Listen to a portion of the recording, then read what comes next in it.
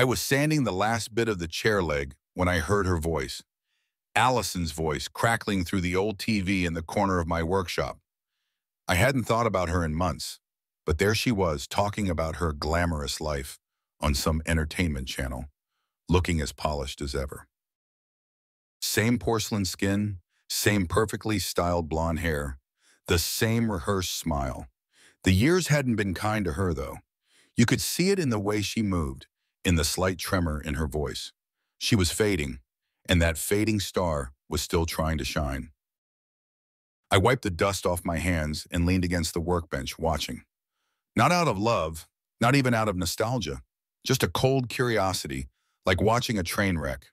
It was strange, really. There was a time when every word she spoke would have made me feel something. Now I just felt nothing. Allison went on about her latest film, some low-budget drama nobody was going to see. Her face twisted into a fake laugh at a joke the host made. I felt that familiar twist in my gut, the one that used to make me ask myself what went wrong between us. I don't do that anymore. I know exactly what went wrong. She chose this life, this shallow world, over everything we had, over me, over our home, over the life we'd started to build together. I flicked the TV off mid-laugh. That sound used to fill our living room, bouncing off the walls of the home we made together. Funny how it doesn't echo the same in an empty house. But it wasn't my house anymore. I moved on a long time ago. I didn't need to be haunted by her ghost, even if she was still breathing. Outside, the mountain air had a way of grounding me. The Colorado sky stretched endlessly above, a deep, crisp blue, the kind that clears your head. I left Los Angeles and all its poison behind when I moved here. Best decision I ever made. I looked at my house, the one I'd built with my own hands. It wasn't much, but it was real. The wood smelled like pine, not plastic. The walls were solid, not hollow like everything in Hollywood. I had built something that would last, not some fleeting dream wrapped in red carpets and staged interviews. Emily stepped out from the bakery next door, flowers still clinging to her apron.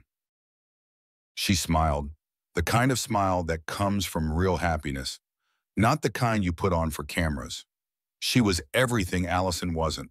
Grounded, kind, real. We didn't need fame or fortune to feel like we had something. She came over, wiping her hands on her apron. "You good, John?" she asked, that soft voice pulling me back from my thoughts. I nodded, giving her a smile. "I'm good," I said, and it was mostly true, but something lingered, something from that damned interview. It wasn't love or longing for Allison. It was a reminder, a piece of unfinished business that hadn't settled in my soul. Emily's eyes flickered toward the workshop, where the TV had been buzzing with Allison's voice just moments before. She didn't ask, but she knew. I hadn't told Emily much about Allison. She didn't need to know the details of my past to understand that it had been toxic.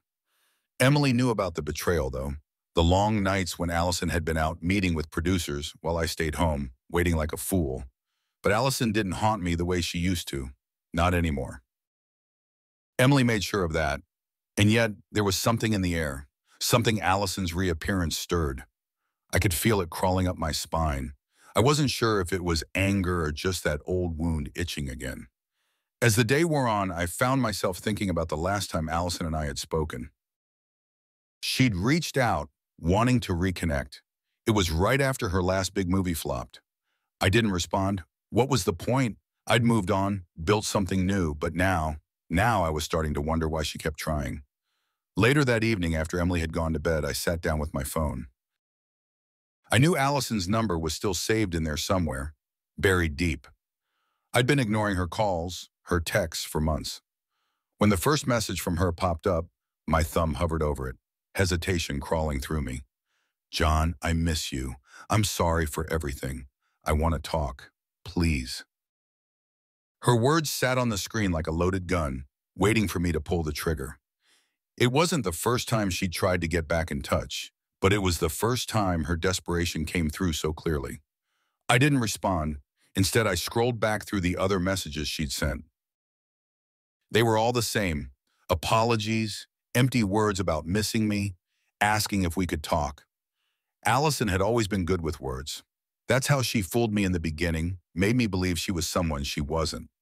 I clicked on the most recent message and deleted it. It was easier that way, cleaner. But even as I did it, there was this gnawing in my gut. Why now? Why after everything did she think she could just waltz back into my life? Did she think I was still the same man she left behind, waiting like some obedient dog for her to come home? I got up, tossing the phone on the couch, and stepped outside. The night was still, save for the wind rustling through the trees. I breathed in the cool mountain air, hoping it would clear the mess in my head. But Allison's words kept circling back. Emily deserved better.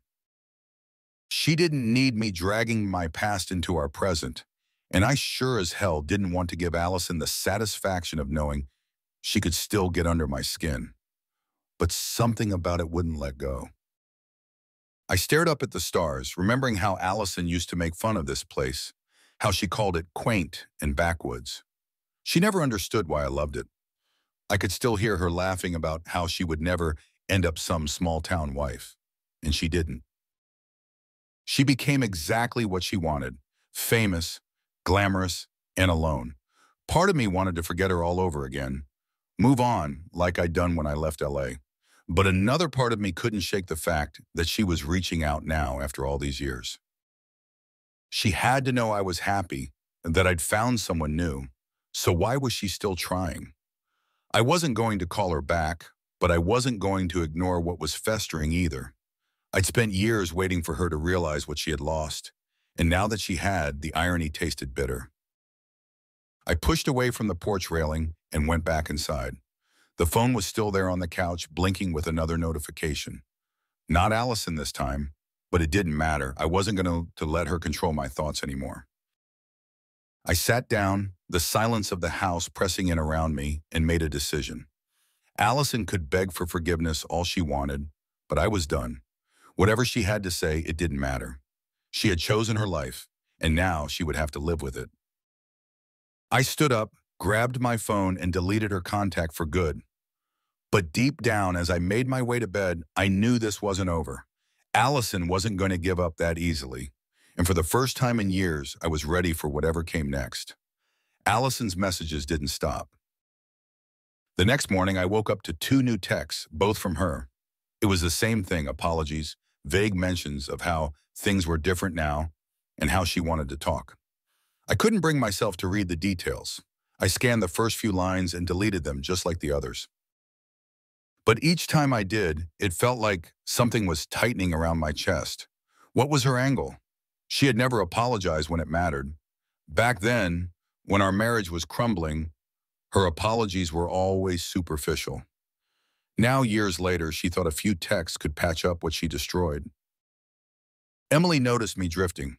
She didn't say anything, but I could feel her eyes on me when I sat at the kitchen table staring at my phone. I made sure to hide the screen, but the distance was starting to grow. I didn't want her to feel it, but it was there.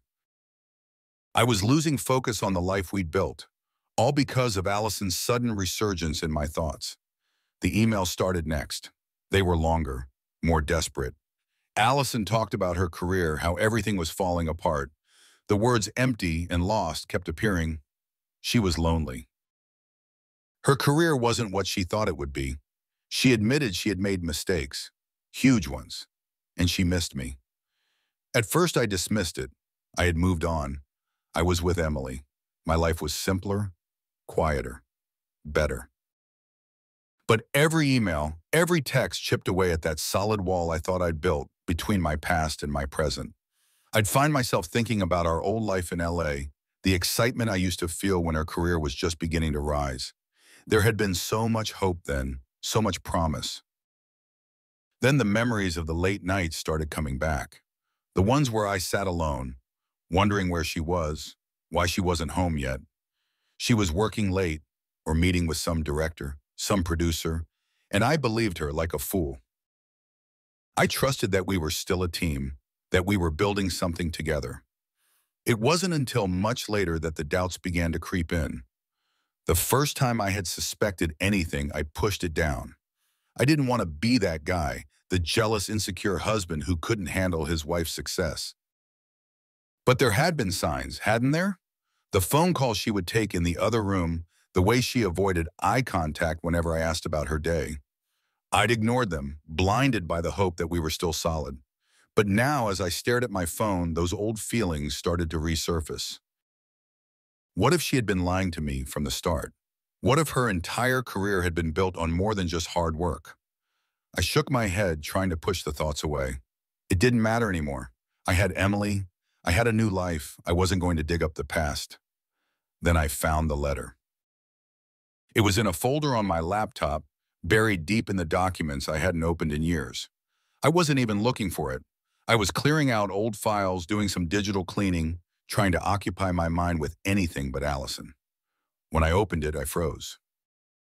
It was a draft of an email she had written but never sent. The date was from the last year of our marriage, right around the time things had started to unravel. The subject line was blank, but the content was there, raw and unpolished, like she had poured her heart out in a moment of guilt before deciding against sending it. It was addressed to a friend, one of those Hollywood types who had floated in and out of our lives like a shadow. Allison talked about how hard things had become, how her career had taken a toll on her personal life. She mentioned me, but not in the way I'd expected. It wasn't about how she missed me or regretted the distance between us. No, it was about her affair.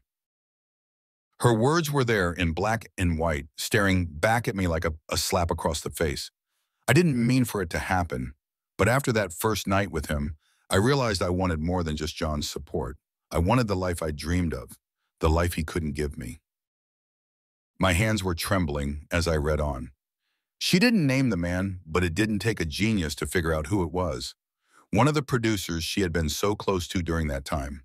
The same one she had told me I had nothing to worry about. I could picture his face, greasy smile, slick suits, always hovering around Allison like a vulture. And I, like a trusting idiot, had believed her when she said it was just business. The rest of the letter was a sickening confession. She had traded more than just our marriage for her career. She had traded her dignity, her integrity. She'd done things I couldn't even wrap my head around, all for a shot at stardom. I couldn't read anymore. I slammed the laptop shut and sat there, feeling the walls close in around me. The betrayal wasn't fresh, but it felt like it. It felt like someone had reached back into the past and twisted the knife all over again. Allison had destroyed our life for nothing. Her career had flamed out. The glitz, the glamour. It had all faded, and now here she was trying to crawl back into my life because she was empty. But that letter made it clear. She was never coming back out of regret or love. She was coming back because she had nowhere else to go. I stood up, the anger bubbling up inside me like a volcano. I had wasted so many years waiting for her, hoping she would come to her senses. And now the truth was laid out in front of me, plain as day. She had never loved me the way I had loved her. To her, I was a stepping stone, a support beam in her quest for fame. When I had served my purpose, she had thrown me away. I should have been furious. I should have wanted to destroy her, burn her life down the way she had burned mine. But all I felt was disgust, not just at her, but at myself. How had I not seen it sooner? How had I been so blind, so willing to believe her lies? The answer was simple. Because I loved her. I had believed in her. And that love had turned me into a fool. I didn't tell Emily about the letter. I couldn't. It wasn't her burden to carry, but the weight of it sat heavy on my chest, pressing down harder with every hour that passed. Allison kept sending more messages, her desperation bleeding through with every word. I didn't respond. I couldn't. Not yet. Instead, I started thinking about what came next. I couldn't let Allison back into my life. I wouldn't. But deleting her messages, ignoring her wasn't enough anymore. Not after what I had found. She needed to understand what she had done, how deeply she had ruined everything we had. But how? Revenge wasn't my style. I wasn't the type to go scorched earth, burn everything to the ground just to make a point. But maybe I didn't have to. Maybe there was a way to make her feel what I had felt. Not through anger or violence, but through something far more personal. I didn't want her to hurt. I wanted her to regret. That's when the idea started forming, slowly in the back of my mind. Allison's world had always revolved around appearances, about what people thought of her. She thrived on being admired, on being envied. But what if I could take that away from her? What if I could show her in the most public way possible that she had lost it all? Not just me, but everything she had worked for. I wasn't sure how I would do it yet, but the thought was there simmering. I knew it would take time, patience. I wasn't going to rush into this. If I was going to make her feel the emptiness she had left me with, it had to be done right. I stared out the window at the fading sunlight, my mind racing. Allison had spent years building her career, clawing her way to the top, sickish, using whoever she needed to along the way. Now I would watch her lose it all, piece by piece, and she wouldn't even see it coming. By the time the sun set, I had made my decision. This wasn't just about Allison. This was about me taking back control, about reclaiming the part of my life she had stolen. I had let her destroy me once.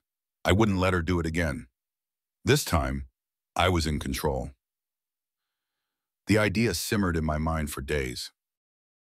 Revenge wasn't something I'd ever sought before, but the more I thought about Allison, the more I realized she deserved to feel the emptiness she had left me with. She needed to see what she had thrown away in her pursuit of fame, and the best way to do that was to take away what she valued most, her reputation. Emily could sense the shift in me. She didn't press, but her soft smiles seemed more questioning now. The quiet contentment that once filled our mornings was overshadowed by the gnawing in my chest. Every time I saw Allison's name light up my phone, it felt like a match being struck, burning away the peace I had carefully constructed over the years. I spent hours thinking about how to make Allison feel the weight of her choices, the hollowness of the life she had built. She had always been about appearances, always cared more about what the world saw than what was real. If I could expose her, show everyone the truth she'd worked so hard to bury, maybe then she would understand. Maybe then she would regret. One morning, while Emily was at the bakery, I decided to act. I couldn't do this alone. I needed someone who knew the industry, someone who could help me navigate the tangled web of Hollywood's dark underbelly. I scrolled through my phone, passing by numbers I hadn't used in years until I found the one that would change everything. Danny Carlson, a former entertainment journalist. Danny had been a friend of ours back when Allison's career was taking off. He'd written a few favorable articles about her early work and had been around for most of the parties, the glamorous events that used to fill our calendar. We lost touch after I moved to Colorado, but I remembered he had a nose for scandal, for digging up dirt. If anyone could help me expose Allison, it was him. I sent a message, brief and direct. "Danny, it's John. Need to talk. Got a story you might be interested in." His reply came within minutes. "John? Been a while, man. Let's grab a drink and catch up. I'm in LA, but if it's big, I'll come to you." I didn't want to go back to LA. That place was poison for me. But this wasn't about what I wanted. It was about what needed to be done. So I agreed. A few days later, I was on a plane to Los Angeles, heading back to the city I swore I'd never see again. The flight was uneventful, but as the plane descended over the sprawling mess of concrete and lights, I felt the familiar dread settle in my gut. Loe had been Allison's playground, the place where she'd crafted her false persona. Being back here was like walking into a graveyard of our failed marriage. But I wasn't here to mourn. I was here to bury her public image. Danny met me at a dimly lit bar in West Hollywood. He hadn't changed much, still had that same cocky smile, the one that made you feel like he already knew your secrets. We exchanged pleasantries, but he cut straight to the point after his second drink. "So what's this story you got for me?" he asked, leaning in. His eyes glimmered with the anticipation of a good scandal. I told him everything. I didn't hold back. I told him about the affair, the letter I found, the way Allison had used her connections and her body to climb the ladder. His expression didn't change as I spoke. He'd heard it all before, no doubt. Hollywood was full of people like Allison, willing to sell their souls for a taste of the limelight. But when I finished, he gave a low whistle. "That's some serious dirt," Danny said, tapping his fingers on the table. But you're not the first guy to get screwed over by Hollywood, John. What makes this different? I had anticipated this. He needed more than just my word. He needed proof, something that would make people pay attention. That's when I pulled out my phone and showed him the letter. Danny's eyes widened as he read it. He nodded slowly, a smirk creeping onto his face. Now this is gold. You've got something here, John. We could tear her career apart with this. That's the idea, I said, my voice steady. He looked at me for a long moment, then leaned back in his chair. All right, but we'll need to be smart about this. If we just throw this out there, it'll get lost in the noise. People will dismiss it as some bitter ex-husband's rant. We need to make it hurt, make it public, and make sure everyone sees exactly who she is. I listened as Danny outlined the plan. We would leak the letter, but not directly. It had to come from a source that wouldn't point back to Army Hussein. He knew people, bloggers, entertainment gossip sites that could run with a story like this. But it wouldn't stop there. Allison had an industry event coming up, one she had been counting on to reignite her career. Danny had heard whispers that she was planning to announce her engagement to a high-profile executive, someone who could help pull her out of the downward spiral her career had taken. If we timed it right, the letter would drop just before the event, casting a shadow over her big announcement. By the time she stepped onto that red carpet, everyone would already know the truth. Her engagement would be tainted, her reputation in tatters. And the best part? She wouldn't even see it coming. We spent the next few hours hashing out the details. Danny was good, too good. He knew exactly how to spin the story, how to plant the seeds of doubt, so that by the time Allison tried to defend herself, it would be too late. The industry would turn on her. The executives, the producers, they wouldn't want to be associated with someone whose career had been built on lies and manipulation. As the plan came together, I felt a cold sense of satisfaction settling in my chest. This wasn't about revenge anymore. This was about justice. Allison had taken everything from me, our marriage, our life, our future. Now I was going to take everything from her. By the time I left the bar, it was late, and the streets of LA were quiet. I walked back to my hotel, my mind buzzing with the possibilities of what was to come. I thought about Emily, about how much I loved her, and how I wanted to protect the life we had built. I wasn't doing this for revenge. I was doing it to close a chapter, to make sure that Allison could never cast a shadow over my life again. The next morning, Danny sent me a text. It's in motion. Stay tuned. I returned to Colorado later that day, leaving LA behind once again. But this time I didn't feel the weight of the past dragging me down. I felt lighter, like I had finally taken control of a situation that had been spiraling for years. Days passed and the silence was unnerving. No text from Allison, no messages, just quiet. But then it began. The first blog post appeared, hinting at a scandal involving a washed-up actress and her questionable rise to fame. The letter hadn't been leaked yet, but Danny had planted the rumor, and it was spreading like wildfire. By the time Allison's event was days away, the gossip sites were buzzing. I could imagine her scrambling, trying to figure out where it was coming from, trying to contain the damage. But she couldn't, not this time. She had spent years crafting a perfect image, but now that image was cracking, and there was no way to stop it. 2 days before the event, the letter dropped. The headline on one of the biggest gossip sites read, "The Price of Fame, Expose Reveals Dark Truth Behind Allison Monroe's Rise." It was brutal. Every detail was there. Her affair, her manipulations, the way she had used people to climb her way to the top. And at the center of it all was the letter. The letter that revealed the real Allison Monroe, not the glamorous star she pretended to be. The fallout was immediate. By the time the day of the event arrived, the media was in a frenzy. Allison's publicist released a weak statement, denying the claims, but it only made things worse. The story had legs, and it wasn't going away. I didn't watch the event. I didn't need to. I already knew how it would go. I knew that when she stepped onto that red carpet, the cameras would be waiting, not to celebrate her comeback, but to watch her fall. As I sat on my porch, the cool Colorado air washing over me, I felt a sense of closure. For the first time in years, I wasn't haunted by the past. I wasn't waiting for Allison to realize what she had lost. I had shown her, and now it was over. She had lost everything, just like I had. I didn't watch the event unfold, but the updates flooded in faster than I could keep up with. Danny, ever the puppet master behind the scenes, was in his element, pulling strings from every direction.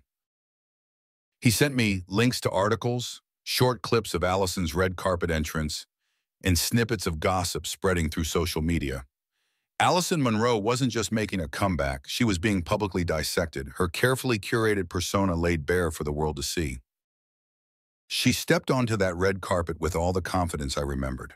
Her smile, that same polished, camera-ready expression she had perfected over the years, plastered across her face. But even in the photos, there was something strained, something brittle underneath the surface. I could almost see the cracks forming in real time. The first headline broke just as she made her grand appearance. Hollywood starlet's dark past exposed. The rise and fall of Allison Monroe. I pictured her face as the photographer's flashes caught her, unaware of the storm swirling behind her. The story spread like wildfire, every click, every comment fanning the flames. By the time she walked into the event, the atmosphere was thick with whispers. Guests who once fawned over her avoided her gaze, turning cold shoulders as she passed. The glances from industry insiders, the ones who knew how these things went, were sharp and calculating. Her comeback had turned into a public spectacle, but not the kind she had hoped for. I didn't feel triumph yet. That would come later. For now, I was methodical, detached, watching as the plan unraveled in front of me. The confrontation was inevitable. I knew it wouldn't be long before she sought me out, desperate for answers. And I was ready for her. I had waited years for this moment, rehearsing it in my mind 1,000 times. When Danny confirmed she would be attending the after-party, I made my way to the hotel where it was being held, blending into the crowd, invisible but present. I walked into the grand ballroom, my heart steady, my steps calculated. The lights were dim, casting long shadows across the room, but I saw her immediately. Allison stood at the center, surrounded by a handful of people still clinging to her fading fame. She looked radiant from a distance, but as I moved closer, I could see the tension in her posture, the way she fidgeted with her bracelet, how her eyes darted nervously to the exit. She was holding it together, barely. I waited, standing just outside her line of sight, giving her space to feel the full weight of the room's indifference. And then, like a vulture circling its prey, I made my move. When our eyes finally met, I saw the flash of recognition, quickly followed by confusion and something else, fear. She hadn't expected me here. Not tonight, not in her world. "John," she breathed, forcing a smile. It didn't reach her eyes. "Allison," I said, keeping my voice low, steady, the calm before the storm. She moved toward me, her movements quick, almost frantic. "What are you doing here?" I didn't answer immediately. I let the silence settle between us, watching as her anxiety grew. She glanced around as if worried someone might overhear, her grip tightening on my arm. "We need to talk," she said, her voice a shaky whisper. This can't be happening." I pulled my arm free and looked at her, really looked at her for the first time in years. There was nothing left of the woman I had married. The glitz, the glamour, it had all worn thin, and underneath there was nothing but desperation. "Wake am I?" I asked, my tone calm, almost curious. "Why did you do it, Allison? Was it worth it?" Her eyes widened, and for a moment I saw the truth reflected there, raw and unfiltered. But she recovered quickly, the practiced mask slipping back into place. "John, please, not here. Let's go somewhere private." I shook my head, my patience wearing thin. "No, here is fine." She stared at me, stunned, as if she couldn't believe I was refusing her. That was the thing about Allison. She had always believed she could control the narrative, could twist any situation to her advantage. But not tonight. Tonight, the narrative was mine. The room around us buzzed with quiet conversations, the hum of obliviousness that made the tension between us even more palpable. I could feel eyes on us now, Not many, but enough to make her uncomfortable. You know, I continued, keeping my voice level, I spent years waiting for you to come back, thinking maybe you'd wake up one day and realize what you were doing, what you were throwing away. But you didn't, did you? She opened her mouth to respond, but I didn't give her the chance. You made your choice. You chose this. I gestured around the room at the artificial glow of the event, the false smiles plastered across unfamiliar faces. But look where it got you. She flinched, the weight of my words hitting harder than I'd expected. For a moment, I almost pitied her. Almost. This story, she whispered, her eyes darting around, frantic. It's not true. They're lying. I raised an eyebrow. Which part? Her silence told me everything. Her hand gripped my wrist again, this time tighter, her nails digging into my skin. You have to help me, please, John. You can stop this. I know you can. I stepped back, freeing myself from her grasp. Why would I stop it? This is what you wanted, isn't it? Fame, attention, the spotlight. Tears welled in her eyes, and I could see the panic setting in. She wasn't used to this, losing control. It was slipping through her fingers, and there was nothing she could do to stop it. I didn't mean for this to happen, she whispered, her voice barely audible. I just wanted to be someone. You were someone, I said coldly. You were my wife. The words hung in the air between us, heavy and final. I could see the devastation on her face, the realization that she had burned every bridge, destroyed every connection that had once mattered. She opened her mouth to speak again, to plead, but I turned away. There was nothing left to say. As I walked away from her, leaving her standing alone in the center of the room, I felt a strange sense of closure. This was the moment I had been waiting for. Not the public spectacle, not the humiliation, but this, the moment she finally understood what she had lost. I made my way to the exit, slipping past the guests who had already moved on to the next scandal, the next rising star. Allison's downfall would be old news soon, just another casualty in a long line of forgotten Hollywood stories. As I stepped outside, the cool night air hit me, clearing the remnants of the confrontation from my mind. I felt lighter, freer than I had in years. This wasn't about revenge anymore. It was about release, about finally letting go of the past that had haunted me for so long. I pulled out my phone and sent a text to Emily. She'd been on my mind the entire time, the steady anchor in the chaos of my thoughts. I told her I'd be home soon. Allison was still back there, inside that gilded cage she had built for herself, trapped in the mess she'd created. And for the first time, I didn't care.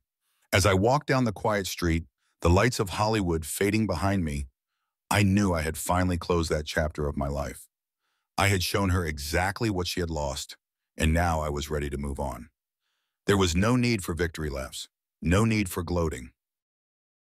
The silence that followed was enough. It was 2 days later when Allison finally reached out. I knew it was coming, and I wasn't surprised when I saw her name light up on my phone screen. She had gone radio silent since the party, probably trying to gather herself to figure out her next move. The scandal had erupted like a wildfire, burning through her reputation, and now there was nowhere left for her to hide. I didn't answer the first call, or the second, but on the third I picked up, letting the silence stretch between us before I spoke. You ready to talk now? There was a pause, and then her voice, hollow and unsteady, filled the line. John, we need to meet, please. I could hear the desperation, the fragility behind the words. This wasn't the confident, glamorous woman who had walked away from our life all those years ago. This was someone who had lost everything and was scrambling to piece together what was left. I'll meet you, I said, keeping my tone flat, devoid of emotion. Tomorrow, same place we used to go. I didn't wait for her reply before ending the call. The next day, I arrived at the small cafe we used to frequent when we were still married, before the glitz of Hollywood had swallowed her whole. The place hadn't changed much, still quiet, still tucked away from the chaos of the city. It was the perfect place for a final conversation. Allison was already there when I walked in. She sat at a corner table, her head lowered, her hands wrapped tightly around a cup of coffee that had probably gone cold. When she looked up and saw me, I noticed how much she had changed in the past few days. The veneer of perfection was gone. She looked worn, beaten down by the weight of everything that had transpired. I took a seat across from her, watching as she tried to compose herself. For a moment, neither of us spoke.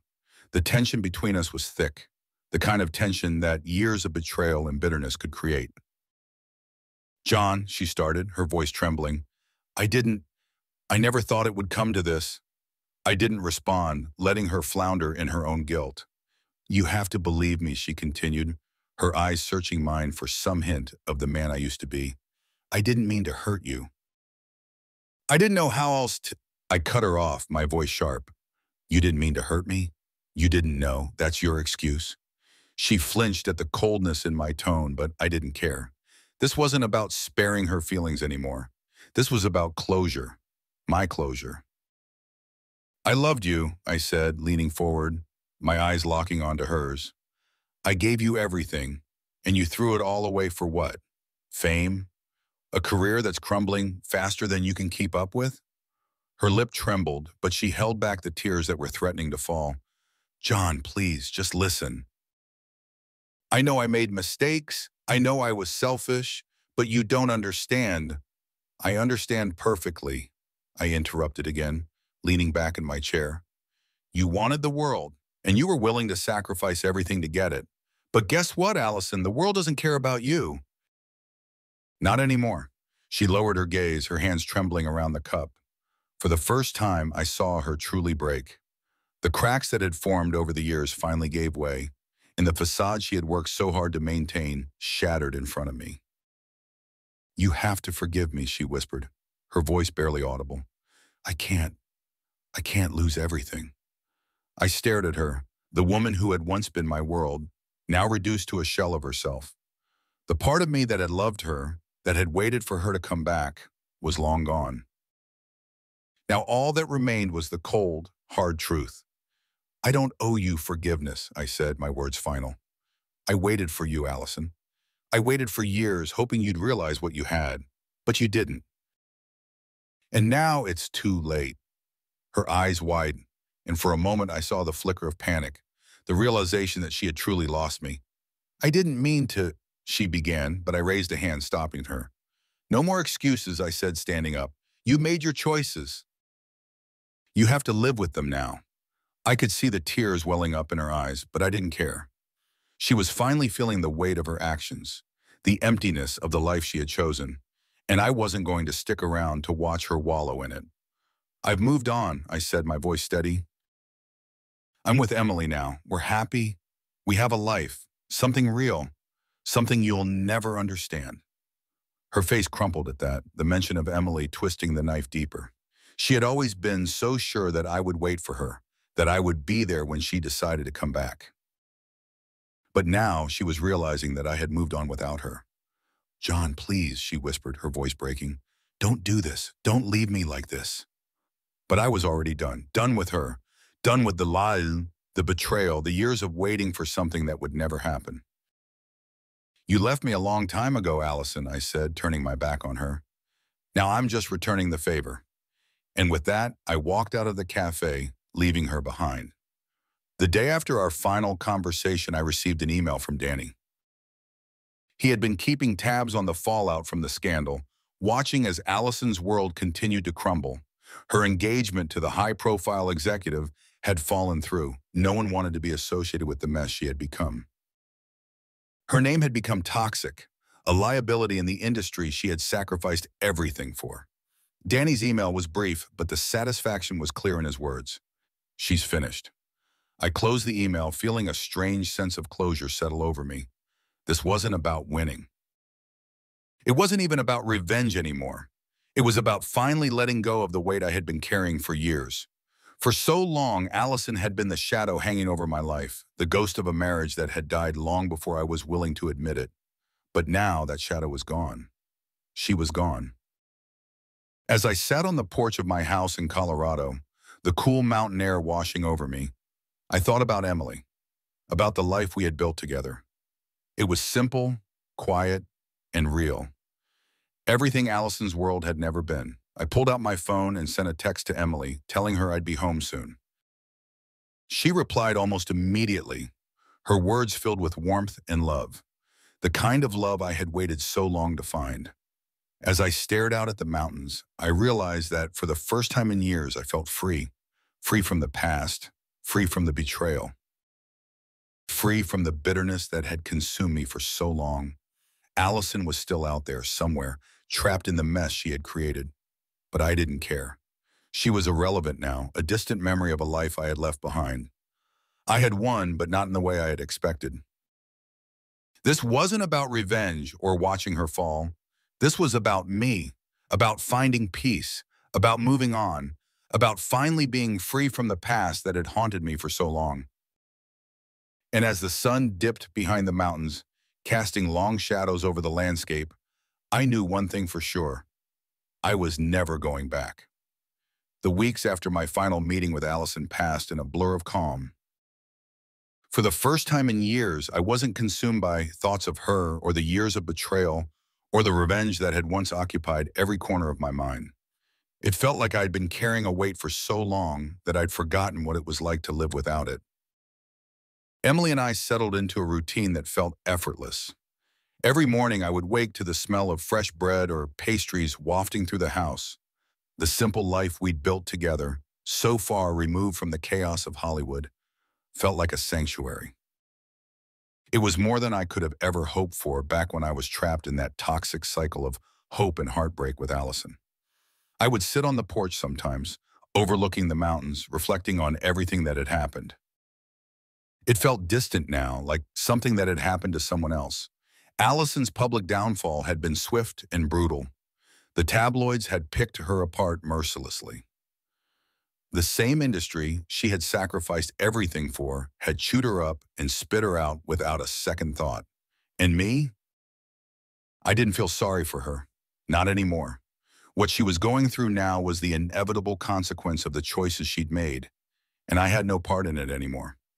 One day as I was working in the shed, sanding down a new piece of furniture, Emily walked in. Her smile was soft, her presence grounding me as it always did. "You've been working on that all morning," she said, her voice light as she wiped her hands on her apron. I looked at the table, running my hand over the smooth wood. "Just wanted to finish this one." "It's for us." Emily smiled, coming over to rest her hand on my shoulder. "I love it." Her touch, her warmth had become my constant. There was no pretense with Emily, no hidden agenda. She was the opposite of everything I'd known with Allison, and I realized now that I had been searching for this kind of peace all along. We stood there for a while, just listening to the sound of the wind outside. There was no need for words. Emily understood me in a way that made speaking unnecessary sometimes. She had seen me at my worst, had walked with me through the mess of my past, and now, here we were, on the other side of it all. "I've been thinking," I said after a while, turning to face her, "about what's next." Her brow furrowed slightly. "Next?" I nodded. "I've spent so much time being angry, trying to get back at Allison, that I never really thought about the future. But now, I feel like I can finally think about it." Emily's face softened, her eyes reflecting the same peace I felt. "What do you want, John?" I thought about it for a moment. The truth was, I didn't know exactly what I wanted yet. I just knew that I was free to want something different now, something better. My life had always revolved around trying to fix what was broken with Allison, and then later around destroying what was left of her. But now all that was behind me. I could do anything. "I want to keep building," I said finally. "A life, a future. With you." Emily's smile deepened, her eyes welling up with emotion. "I want that too."